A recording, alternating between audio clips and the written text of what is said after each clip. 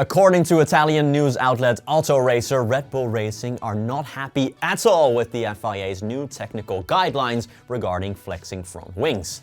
Last year, of course, the governing body deemed the controversial wings were legal despite complaints from Red Bull and Ferrari, but they announced on Friday they will put rules in place after all, following pressure from McLaren of all teams.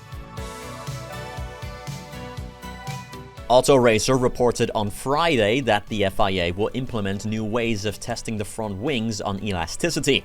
Up until now, front wings were allowed to flex 15mm, but this number will go down to just 10mm from the Spanish Grand Prix onwards. This has not gone down well with Red Bull, who claim to have invested a lot of time and resources to get a flexing front wing of their own. According to Autoracer, Red Bull and all other teams suspect it was McLaren, the team who first used the flexing front wings in 2024 alongside Mercedes, who pressured the FIA into clamping down on this. Now their advantage has gone. According to the news outlet, they have already developed an alternative of their own in anticipation of this technical guideline coming out. Shrewd tactics from Mecca.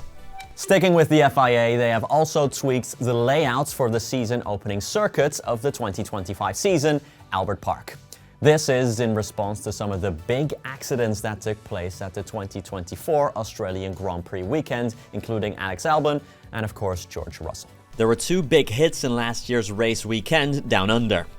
Alex Albon had a big shunt after losing control of his Williams at the exit of turn 6 in FP1, clobbering the wall as there was no runoff to turn to.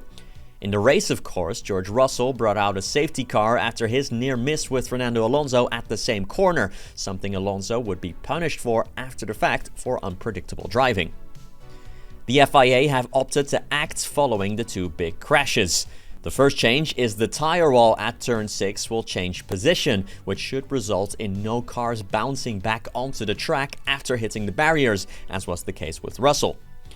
The curbstones will be flattened as well at both turns 6 and 7, where Albon had his big shunt in FP1. Finally, the Grand Prix Drivers Association, the GPDA, are planning to have a meeting to discuss the FIA's new guidelines and punishments surrounding behavior and swearing. Chairman Alex Wurz said he learned about the new guidelines from the news rather than from the FIA itself. The F1 season is still more than a month away, but it seems we already have our first row of the year between the drivers and the FIA.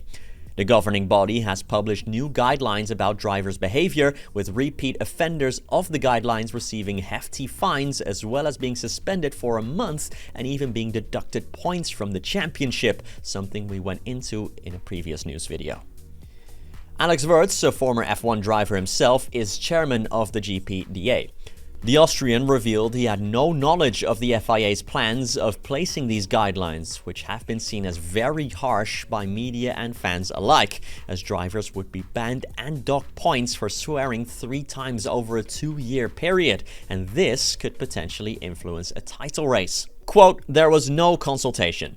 We have read that, news about the guidelines, through the media. Could be room for improvement, that we are working out these things together.